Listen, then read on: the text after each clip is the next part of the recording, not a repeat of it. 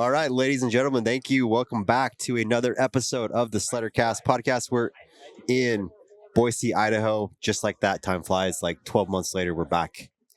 Seems like we were just here. Seems like just it. right around the corner. Last show of the year, and then onto the snow. Yeah. All right, so I got a question for you guys. For that person who is swiping, and they stumble across our episode, the thumbnail, the video, whatever it is, and they're deciding if they should stop and invest time into this episode, what's the thing that we can say to that individual that's going to get them to stop and dedicate some time to dive into this episode? Yeah, it's for me, it's information that might save your life or your buddies. I mean, in the story, there's nothing more special than your life, right? Yeah. So that's what's going to change it. Yeah, and so along the same lines is, if you're riding in the backcountry, you are in avalanche terrain.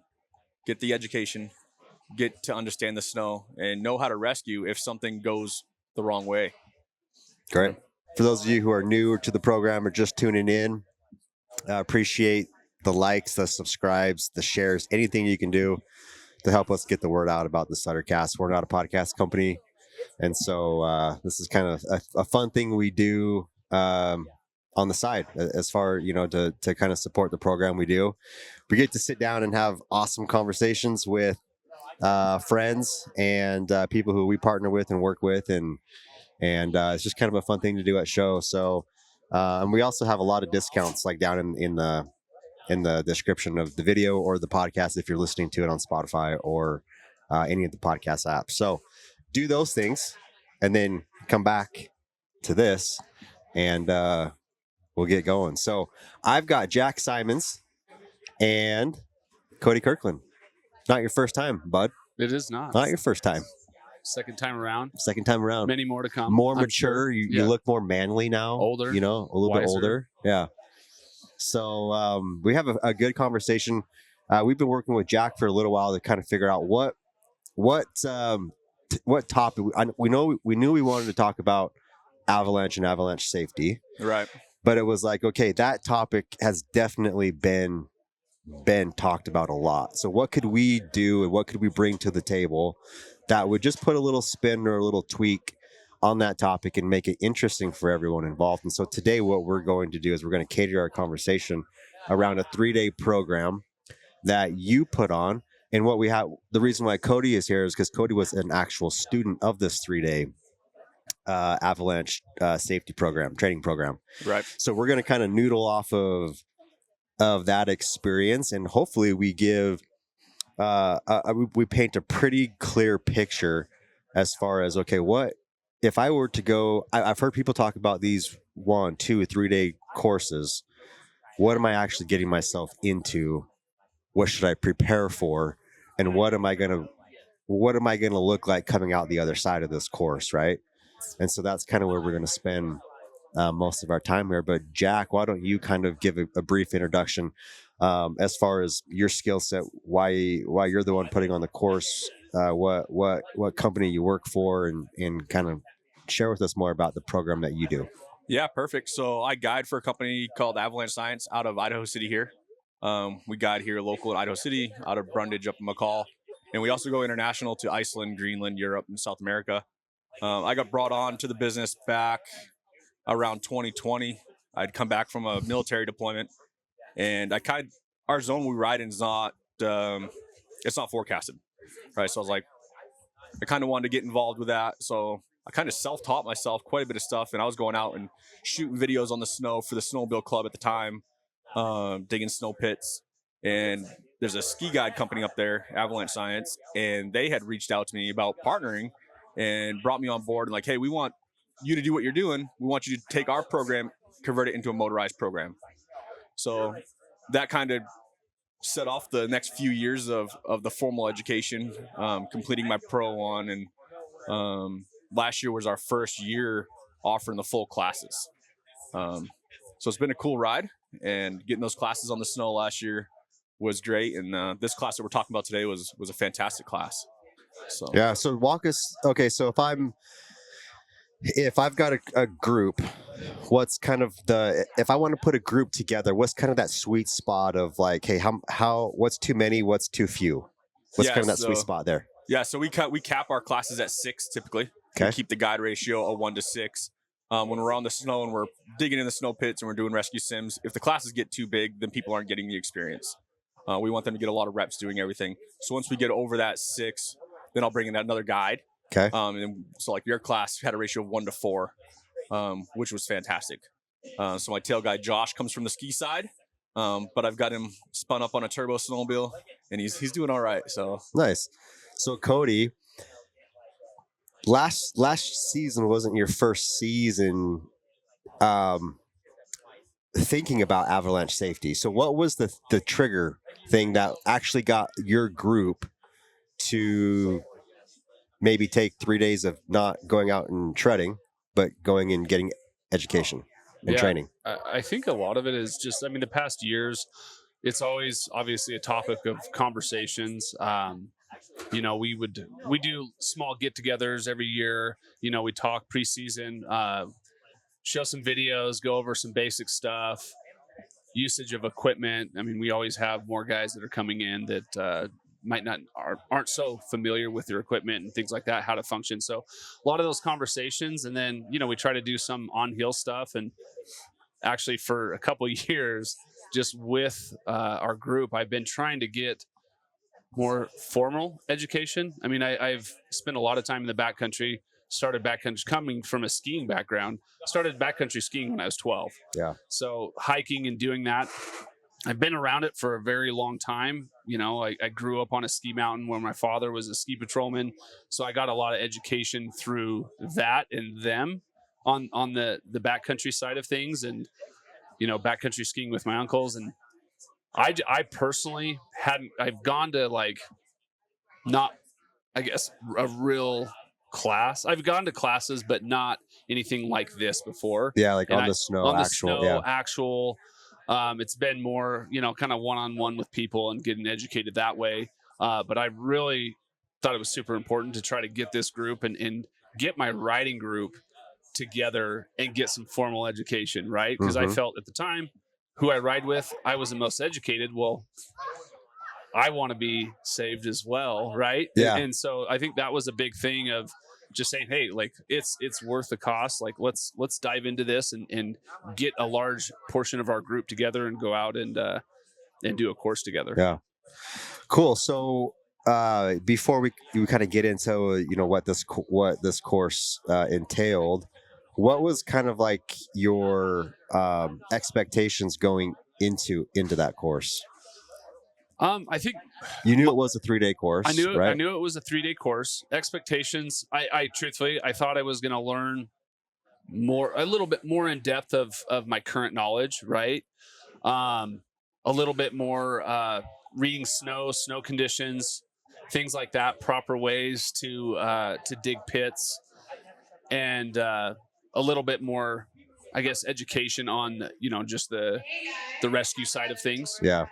So those were kind of my expectations of what I was going to get. So without kind of you know, spilling the beans as far as what the course entails, how did that compare to what you actually walked away with, like when you're done with it? Pretty mind blown. It was very eye opening for myself, for our group.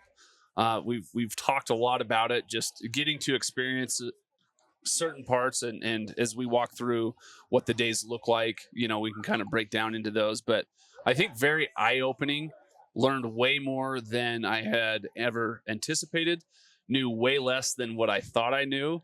And I think that was, for me, is kind of the biggest thing that of takeaway is just like, hey, like how important these classes are. Yeah, one of the cool things about like your group is I had done like a Avalanche like awareness presentation at Ridgeline Bike and Ski. And Justin was at the presentation, and he'd reached out to me like a week later, said, hey man, my riding group's getting together. We're going to go through our Avalanche gear. We're going to talk this stuff before the season. Would you want to come over and talk about it? I'm like, heck yeah, absolutely, man. I thought that was fantastic. I think every group should do that. So I came over. That's where I met you, right? And your whole group. So that's kind of where we met. I'm like, hey, I'm doing these on snow classes. Would love to get you guys into it. Just kind of gave them a synopsis of what it looks like. Yeah. And then, the story's there, and made it happen. So yeah. Cool. So let's get into this 3-day class course. Did you stay on site somewhere, or are you close enough proximity where you guys could drive to and from? We drove to and from. So you guys are down in Boise, and you could drive up to like the McCall. Yeah, we did area. ours out of Idaho City. Idaho City. That's right. Yeah. Yep. Okay. Yeah, I stayed up there local. Just got a hotel room in town. Yeah, it's about 45-minute hour drive. It wasn't too bad. So. Okay. So day one, I'm gonna walk through this as if I know nothing, and I want to know everything. Okay. So, my crew and I, we show up on site. Jack meets us in the parking lot or on the hill or wherever. What is the first thing that goes on day one? Yeah, so we call it a 3-day course. It's really like a 3.5 day, right? The day before, like on Thursday night, we usually try to get together here in town the night before, 5 o'clock, 6 o'clock. Okay. And we kind of schoolwork type stuff. Schoolwork type. It's also a chance for me as a guide to meet who's in the class and kind of figure out what we can and can't do on the snow for the weekend, right? Because depends on the experience level. Yep. That kind of dictates some of the stuff or some of the places we can go. Sure. So we kind of take that 4 hours, kind of go through some of our classroom stuff, get that stuff squared away. So when we get to the parking lot, or we meet there, we usually go to a restaurant in the morning. Yeah. We met there at Trudy's, I think, for breakfast that morning, but we've already kind of all met each other at that point. So it just helps that first day go a lot smoother. Yeah. So first day, we kind of meet in the morning. We take a little bit longer getting on the snow that first day. We go through like our day planner. We call it the Bedak Arena. It's just the name. We have the name for it that we have. Kind of order some food and we kind of start going through that. That first day, us as a guide, we already have that completely filled out. We have a operational forecast for probably six of the 7 days a week on average for the area. It's not like a forecasted zone, like I said, but operationally we do that for ourselves. Yeah. So we'll share all that information. We'll share with the class, like, hey, here's the snowpack for the entire year. This is what we've seen. This is what we're tracking. And we kind of go over that. And a lot of them, it's like, that's a lot of information until we get on the snow and we start showing them in the snow what we showed them on paper. Yep. And then we kind of start talking about that first day we get up there. It's a lot of, I would say, like instructor kind of showing, right? A lot of demonstration in that first day. We spend a lot of time in the snow pit, right? I'll get in this. We'll dig the snow pit out. I'll get in there, run these tests, talk about the different tests, right? We'll do the shovel tilt test and column test. So really start explaining the mechanics of that and kind of what we're looking for in that on that first day. And typically while I'm digging, they're out ripping somewhere. We have that forecast plan so we can say, hey, you guys can go tear up this hill. I'll start digging. We want to mix in as much riding as we can. That was a question that I was going to get at was,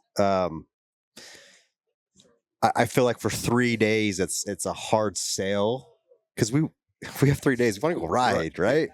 And so I feel like it's a hard sell if it's like, hey, we're just going to do education stuff for 3 days, which there's nothing wrong with that.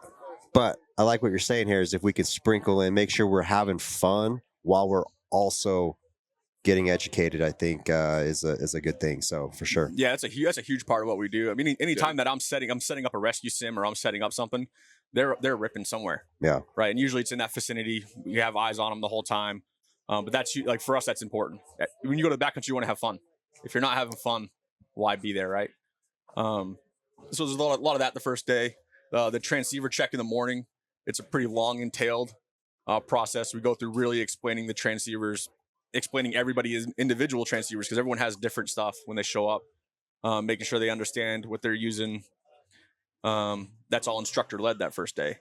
Once we progress through the weekend, the instructor starts taking a step back. Yeah. And kind of overseeing some of that stuff. And seeing what, like, who in the group is going to be the one that steps up and starts calling the shots, right? Exactly. Yep. So, okay. So day one is more kind of setting the tone and building the foundation of what the next couple days are going to look like. What was from like the student side? What was day one like for you? Was it like, yeah, we played a lot and Jack did all the work digging? We watched him. We watched him from afar, make sure he was okay digging. Yeah, no, I mean, honestly, throughout the entire course, we got to ride quite a bit. Like it's not just days that you're just sitting there watching things. I think day one was more. It is more of a observing type of a day, right? They're doing the pits, they're doing it and showing the examples. And we're still getting to get in and, feel absolutely. the snow and do a lot. So it's not like we're just sitting there watching. It is still very interactive, but they're doing it rather than us. Yep. So it's more of that show and tell type of experience. And Okay. and like I said, we were getting to rip around quite a bit. For what it was, and I know the first day it did take, it was a little longer to actually get on the snow. I think the first day was the day we rode the least. Yeah, I would say that's a safe bet. Yeah. But just because we were out there the least amount of time. Sure. And it was more of that show and tell side of things. So Yeah. a lot more explanation of things Yep. and walkthrough of, like you said, setting the tone for everything that we're going to go through and experience and learn along the way. Okay. So day one ends, we get kind of the learning side stuff out of the way, and day two kicks off. So we're back on the hill, back on the mountain. And what's the goal for day two students from the instructor side? What's like the win that you want them to have, the experience you want them to have on day two? I as the guide, right, being the instructor, I look for that aha moment.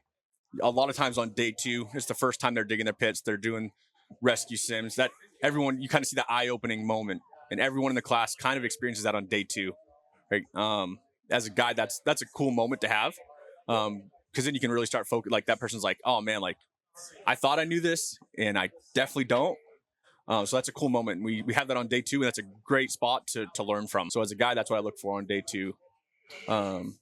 We get the students in there. So the second day, the transceiver check is ran by the students. We're obviously right there the whole time, Yep. but we want them to start doing the complete check. Also, like our day planner, they all have a stack of those day planners for every day. That second day, that first night, basically, we want them to start filling some of that stuff out. Like fill out what you feel comfortable filling out after yesterday, and then we'll talk about it in the morning again. And then we'll still, like as a guide, I'll have the day planned, but we'll look at kind of what they did and what they took from that first day, getting the weather forecast. We send out all their links so they have access to all of our data, so they can start pulling that stuff too for the area, and start putting it on the piece of paper on that day two. Yeah, that's having ridden with snowmobilers who aren't so much in the know of the preparation it takes, to scout out an area before you go ride, and then to riding with individuals who are deep into that. Example, Duncan Lee last year, we spent a few days with him. Example. It's a little not shocking, but it's interesting to watch his preparation. Instead of dinking around in the morning and and then just hopping on the sleds and going, like there's like you got the phone or the computer up, you're looking at things, you're watching this, you're checking this report, and you're just getting kind of a pretty good understanding of, hey, has anything changed drastically from yesterday? Yeah, and we see that in the Boise Mountains. Like things will change overnight. Yeah. We got some precip, I think, either for the second day or third day, because I know I woke up. I stayed in Idaho City. It just gives me more time to do the computer work in the morning, so I'm not driving out. But we woke up to some precip that one of those mornings. Yeah. So things definitely change.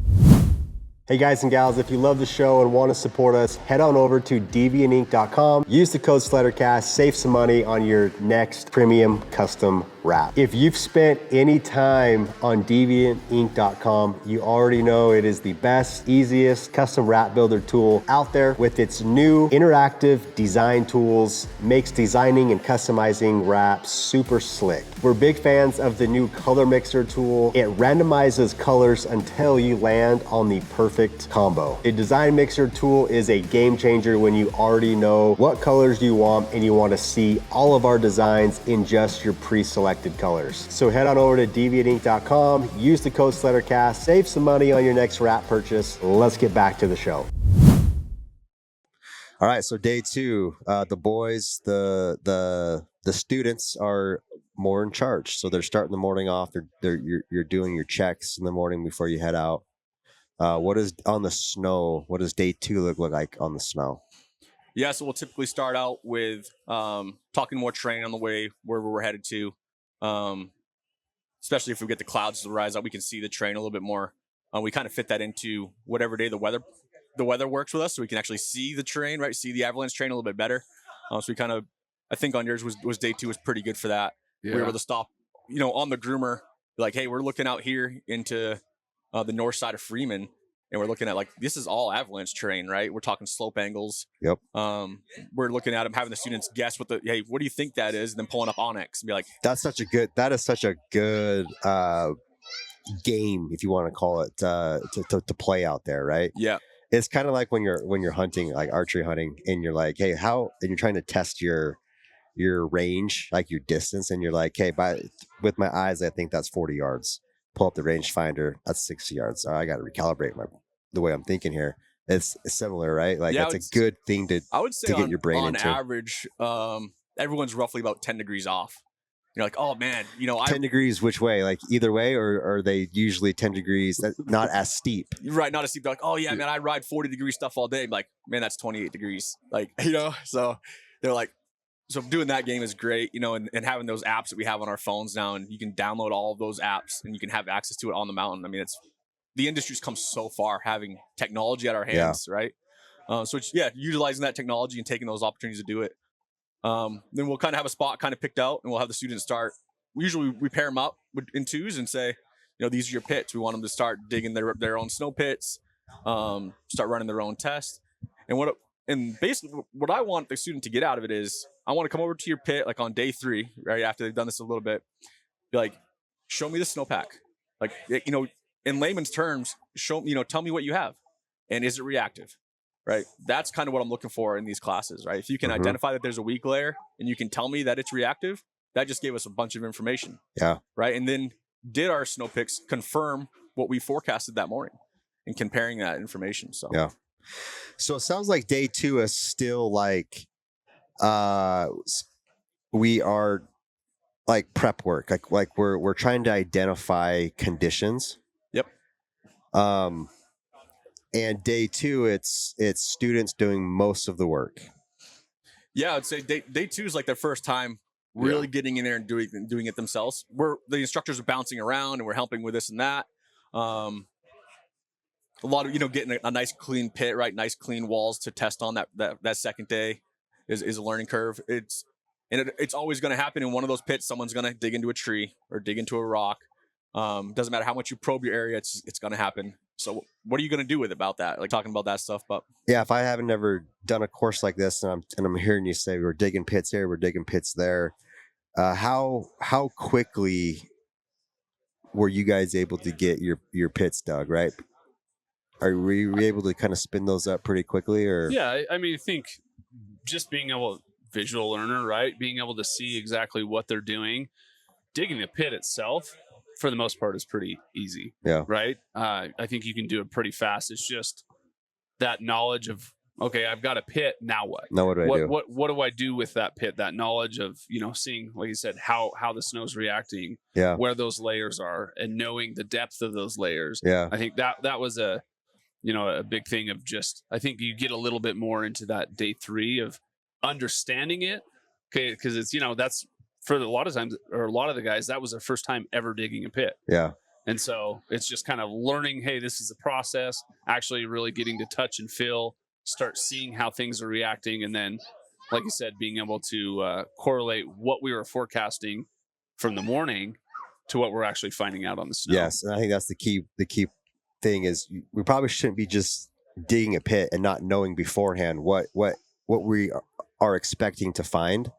We're digging that pit to confirm what we were led to believe the conditions are at right now. Right. Yeah. We're always looking for signs of instability. Yep. All day. And that starts day 1, right? I mean, as soon as you leave on the trail on the first morning and you dip that first ski off, everyone's felt it. They dip off the trail, be like, oh man, there's a little crust down there. It's taking that and be like, what does that now mean? Yeah. Right. Like we've all felt it. Be like, oh, it's crusty down here. It's like, okay, now take that. Like, what's that going to lead to up top? And that's like, you start right from the trailhead at the beginning of the day. Mm-hmm. So we're always looking for signs of instability all day. Okay. All right. So, maybe let's just rewind back to that pit. Okay. So we get that pit dug. from an instructor to student side, what are you teaching students that, okay, I have my pit dug, I'm looking at this wall right here, right? What's my next immediate action that I'm taking? What am I doing now? Yeah. So on the second day, one of the guys, myself, will come up and be like, show me your sidewall, kind of, explain what you're seeing in the snow. And they'll kind of, walk through it. It's like, oh, we have a layer here, and they can start explaining it pretty well. And then I'll be like, all right, run your column test, do your shovel tilt test. And then I'll watch them go through that process, and then, if we have some good instability, you get, big results, right? Everyone likes to see those big results in the pits when you're doing classes.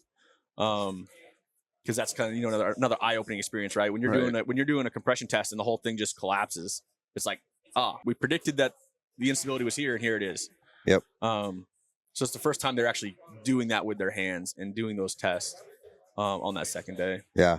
And we just want them to start being able to explain what they're seeing. Okay. So we're starting to learn more about snow, the snowpack, the good layers, the bad layers, how deep the bad layers are underneath the snow, which would result in potentially the magnitude of a potential trigger and avalanche, right? If we're seeing that layer down deep and there's a lot of heavy snow on top of it, that's probably going to extend the risk for the day, right? Like, yeah, I mean, we're gonna more snow above a nasty layer means more snow that's going to break with you or on top of you. Yeah, if it breaks, it's going to go big, right? Yeah. So we got to keep an eye on that, and then our day plan, it can change. In the snowmobile side of things, which is separate from the skier world, is the skiers park at the trailhead, they do all their stuff, they skin up a mountain for a couple hours, like they're committed to skiing that. Yeah. The snowmobile side is like, we're going to go ride this area today, but we get up there and be like, hey man, the snow is so much better over here. Well, let's look at our forecast that we just did, see if that's, if it might be okay. Now let's go see if it's stable for us to be able to ride on. Yeah. Right. So the day can change sure. in that aspect too. Okay. So day three, walk us through this last day here. We're almost seasoned veterans in this 3-day course. Yeah, actually, if I can hit just the end of day two too real quick. Absolutely. So we the afternoons on we start we do the rescue stuff, which is Yeah. huge because we incorporate rescue into these classes. It's not a separate class, so we do 3 days of rescue at the same time. So that afternoon it's kind of their first time. We'll set up scenarios for them. The first day they kind of watch us go through it. We let them probe around, do some transceiver stuff that first day. The second day is like, okay, here you go. Like, let's see if you can use your gear like you think you might be able to. So we'll go and we have targets, and they're about, I don't know, a foot by foot, 30 centimeter by 30 centimeter targets, and we'll bury them about a meter deep, and we'll let them go at it. And we put them against the clock, right? We want to add some of that, like, what do we just say? Pressure. Yeah, pressure to it, right? Because I mean, in the real world, right, real avalanche, there's a ton of pressure, right? Yeah. Adrenaline's going to be rushing, so we try to simulate that the best we can, and the best we can do it is adding a timer to it. And that's another big aha moment for a lot of people. Is like, a lot of times those first couple, there's yard sales of gear, right? People are ripping stuff out of their bags, and there's kind of stuff kind of going everywhere. And they get it done, and then we start talking about how can we get it done better? Efficiencies, yeah. Yeah, so that's day two rescue is running a bunch of those rescue sims. Mm-hmm. What was when they let you loose the first time with your group? I guess so. I've done this a few times, and I feel like we had some pretty good instructors where they were like yelling, like applying a lot of pressure. I think obviously on purpose, so that in that moment in the real world, there's going to be that you don't know what it's actually going to be like, but there's going to be a lot of pressure. The stakes are extremely high. What was that first time like for you guys? Like, can you recall that first time? Oh, 100%. It was, I think for myself and for others, because we'd sit and talk about it, and we did it in different groups, breaking up in different groups, and getting to run through it, and then also getting to watch it. It's crazy how much you think you know your gear and know the processes, even though we've literally demonstrate it. Then we go out and do, like, we're watching it, a demonstration. Then we go out and do exactly what was just demonstrated. right? And just how so much stuff is just lost and gone right out the window when you're thrown into a lot that of common situation. sense kind of just like And leaves, right? And it's just it was very eye opener, like for me. You know, I've worked with my gear, I've messed with it, I've played with it a lot, but not near enough of what I should do. And especially once you start putting that pressure. But I think that was the biggest eye opener of just little things, functional things within your gear, of going, oh no, why isn't this working how I think it's supposed to be working? I had an issue, you know, with my beacon, and it was just me. It was a new beacon that year, and not knowing it well enough to actually understand exactly what I was doing. And I ran into an issue, so we had to pivot. And I don't remember if that was day 1 or day 2, but yeah, that was day 2. It was day 2. Yeah, and I wasn't too familiar with your transceiver either. So industry support, I reached out to the rep that next morning and said, hey man, give me a 5-second thing on your beacon so I can pass that information on to my student. And day 3, no issue. Right. Yeah. So it was strictly user error. Yeah. And a simple thing, but like, it's just that type of little things. Now, if I was in a real scenario, I mean, I think we pivoted and recovered decent because we swapped out and, but stuff like that, real world, I mean, somebody's, you know, when someone's buried, that's time. Yeah. So I think that was a big eye opener for myself, and just seeing, I mean, like you said, you know, gloves off, helmets all over the place. Yard sale. I mean, if you don't know how many people are buried, right? Those can be signs, and those are just learning curves. I think that we would see, and you know, people taking off their gloves, and then all of a sudden they're without gloves trying to dig in the snow. Yeah. That's not a good scenario either. Yeah. So just a lot of those little things that you kind of don't really think about. And if you make that mistake in the course, something like that really sticks in your brain and it stays there. So when in the unfortunate event, if it were to ever happen in real life, I think that sticks there where it's like, my gloves aren't coming off. Yeah. You know, so I can dig, right? I think that's one of the cool, we were kind of talking about this before the show about the dialogue was, you know, here we are, we're roughly 10 months after your class, right? So for me as a guide, it's cool to sit down with you and hear what you still remember, like what experiences stuck with you, right? Yeah. And then that kind of gives me some feedback on, all right, cool, so that's working. Now it's some other areas I can focus on too. So It's super valuable information. Was there like a natural, I'm sure you see this, was there like a natural leader? Because when we did it, they kind of didn't appoint anyone. They were like, I think the instructors were like, let's just see what happens. Because the first time everyone kind of just, when they started the clock, everyone kind of just looked to see like who was going to take charge, right?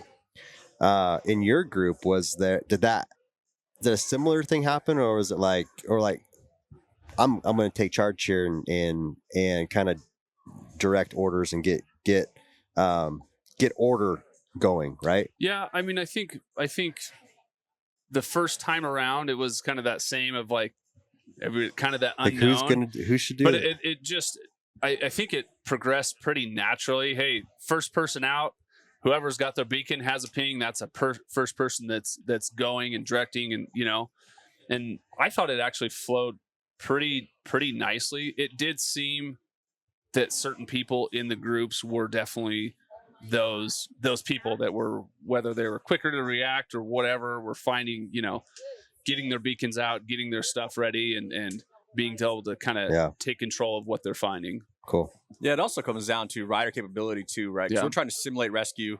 It's hard to simulate the rescue, you know, at a 28-degree slope. So riders being able to get to can also kind of dictate that role. Mm-hmm. And throughout the sims, we try to, as instructors, kind of game this system a little bit to let other people make sure people are getting their reps doing different things too. So we kind of game it up a little bit. And naturally, it seems like if there's ever like a female in the group, they're some of the best leaders in a situation. Surprise, like they kind of take the overall picture in. Like us guys are like, we're in there, right? Hands, like the girls kind of take a step back. And if you want to set up like an incident command, like of an emergency, like they kind of are that person in a lot of those situations. So it's interesting to see that dynamic. Yeah, that's cool. All right, so day 3, we're into day 3 now. Last day on the snow. Walk us through how we end this course.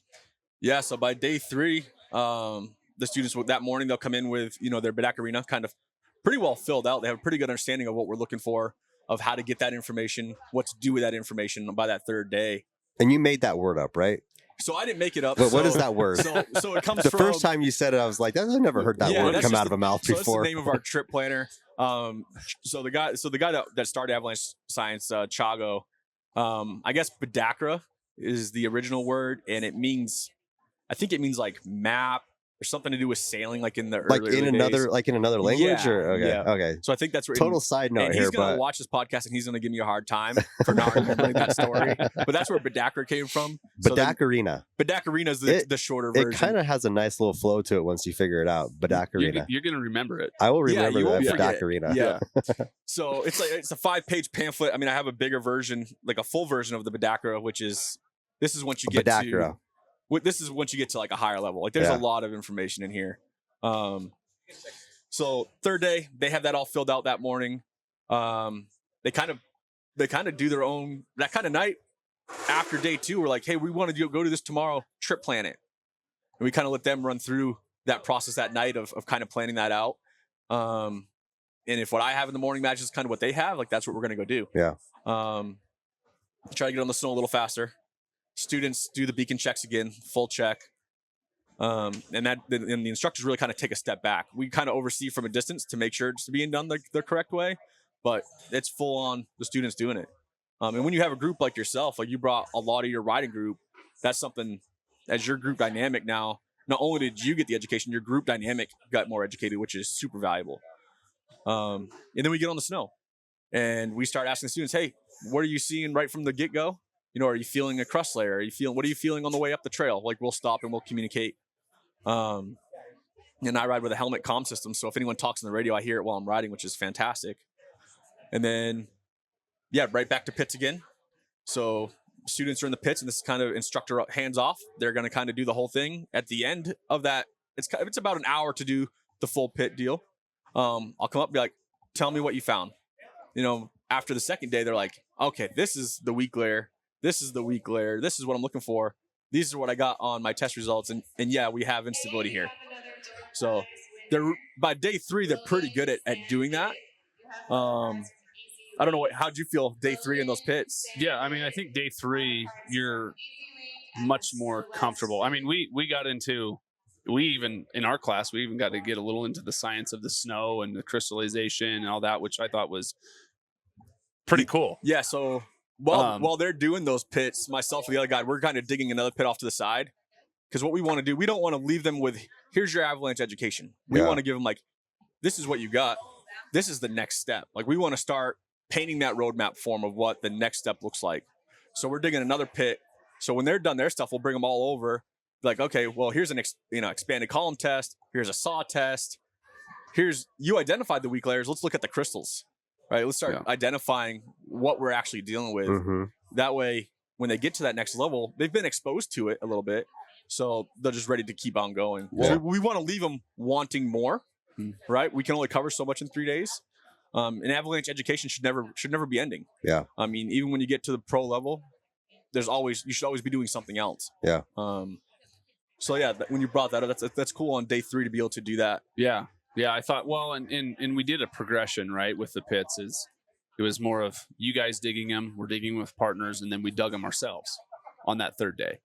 And so you're completely by yourself. You don't have that support of a buddy doing it. And so it was a good progression of being able to see it, see how it's done. And then there's, you're going over it. You're seeing, hey, what are you finding?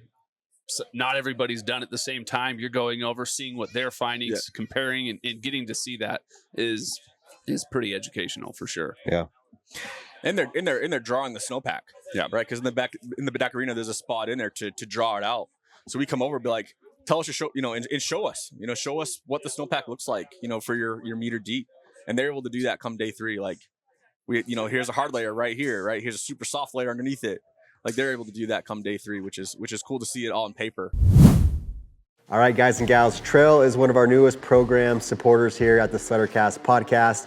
You can find them at trail.com. They are coming in hot with all the goodies, all the backcountry essentials A few of our favorite must-haves are the Grizzly folding saw with razor sharp teeth that plow through those pesky branches with ease.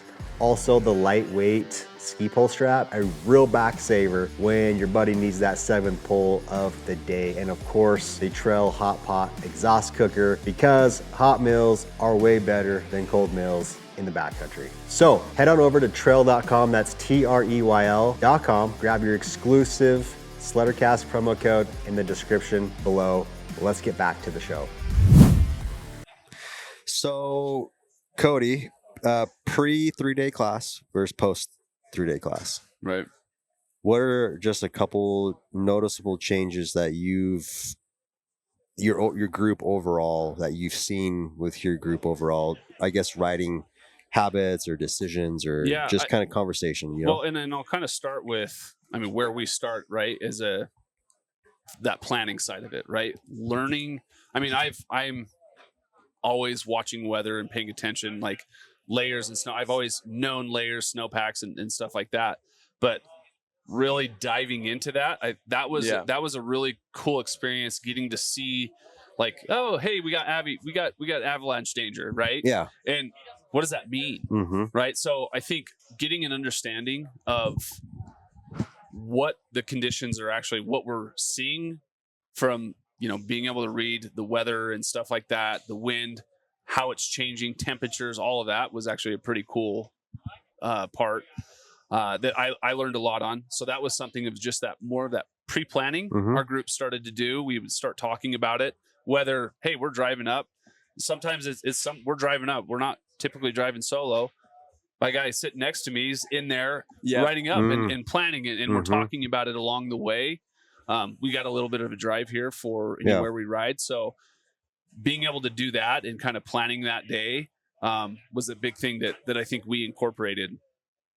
The trailhead, our beacon checks, I'd never done it that way. Like, it was always just a lot more nonchalant. So many times that we just kind of assumed everyone was doing it. Yeah, we're like, oh, we're good. And I've ran into scenarios, come back, I forgot to turn my beacon on, right? Happens. I can count many times that has happened throughout my years riding with people. Yeah. So just that whole check process, I think a lot of the pre-planning was a big portion of what has changed.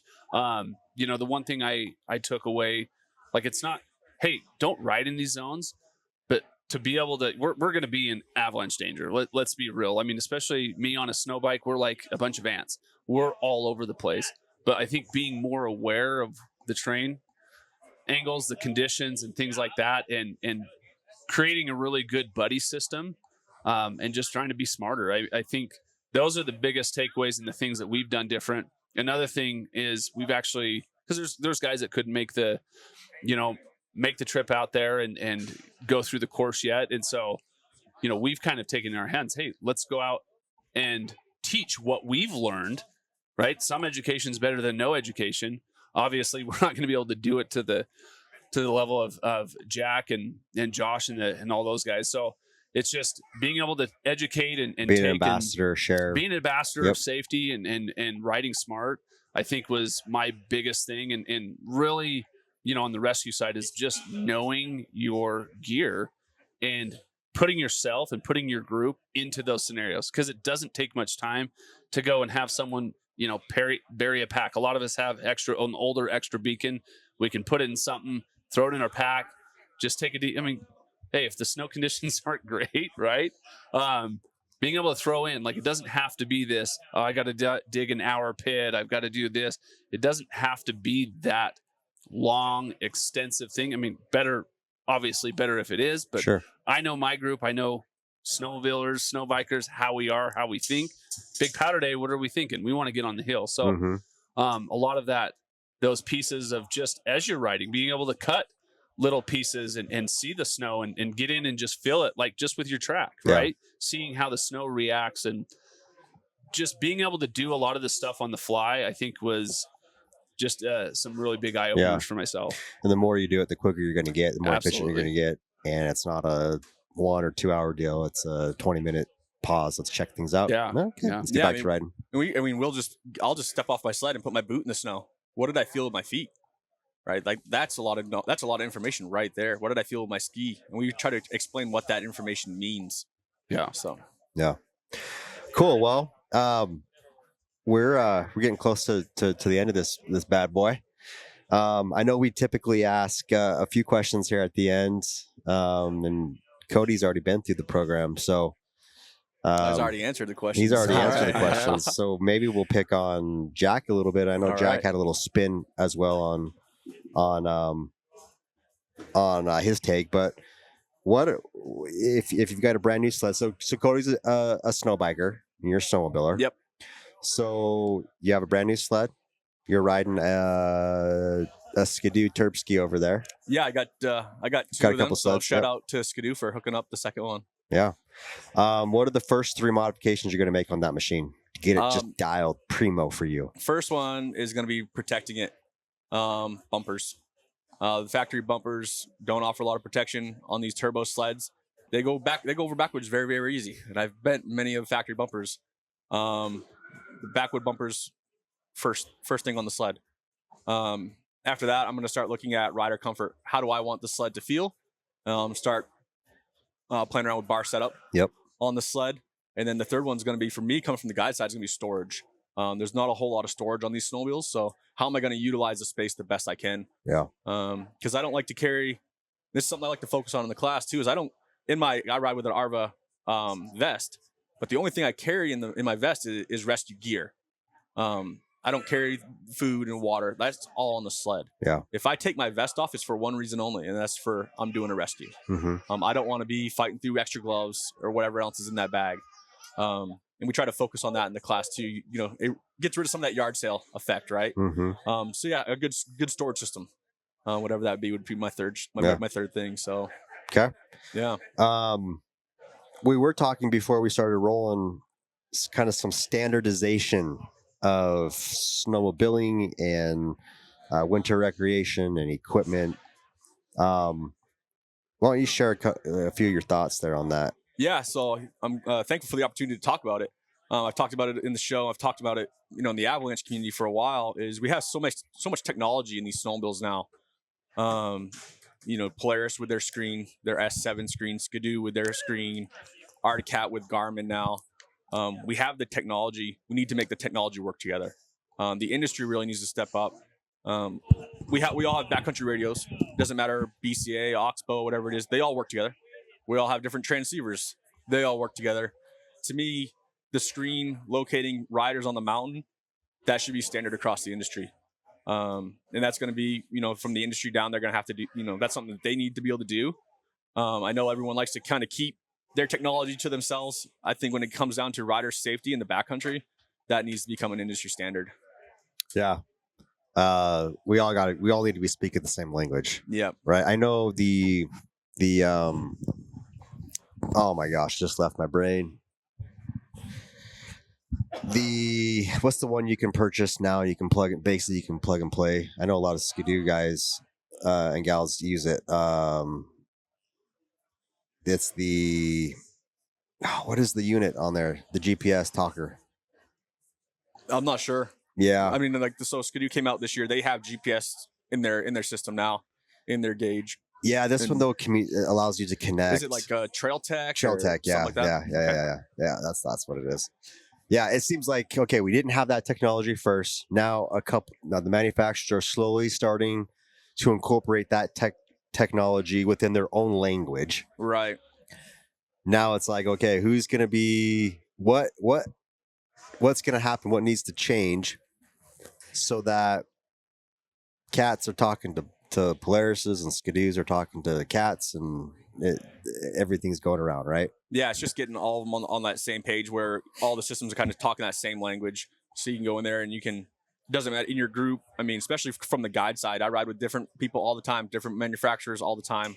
The snowbike guys, you guys really don't have the GPS screen, so we got to figure out something for you guys. Yeah. But the snowmobile side, yeah, we just got to get that to work together.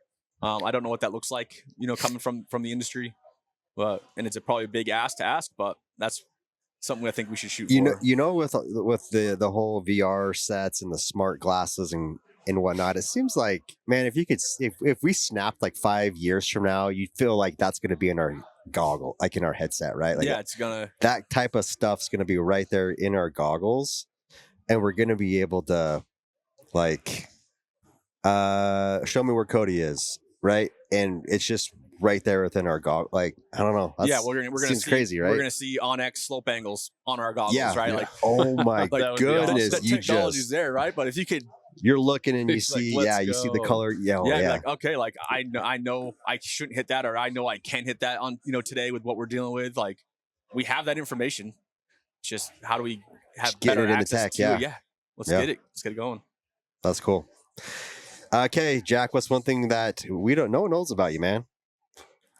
I don't like to admit it. My first mountain sled was a Yamaha Phaser, so that's probably That's dope, dude. it. Was a cool The sled, man. phasers, man. I tore up so many meadows. I bet you there's so many people here who spent a lot of time on phasers. No, on the I'm phaser. talking Good like old- the 2007 Phaser, The like the 2007. Star Wars version, Oh, right? okay. Yeah, not like the old cool one. yeah, The old I won't school hold ones that are the against cool you. ones. Yeah, the Yeah. old ones are way cool, man. Yeah. yeah. Yeah. But when I moved out here from Maine, we brought those snowmobiles with us, and I had a great time for a couple of years. Just like, well, I know the trail's groomed here, and I know it's groomed over there. I can kind of cut across, right? Mhm. So that's where the backcountry experience started for me. Was on that Phaser. Yeah. So Cool. Well, we'll close this episode out. It seems like a pretty busy morning here so Yeah. far at the Idaho Snowmobile Show put on by Snow West. We've had a lot of traffic kind of flow through as we've been going on, but thanks for tuning in once again. Like, subscribe, share, do all those things. Appreciate the support here with the podcast. It's a fun thing for us to do, and we'll see you on the next episode. thanks, guys.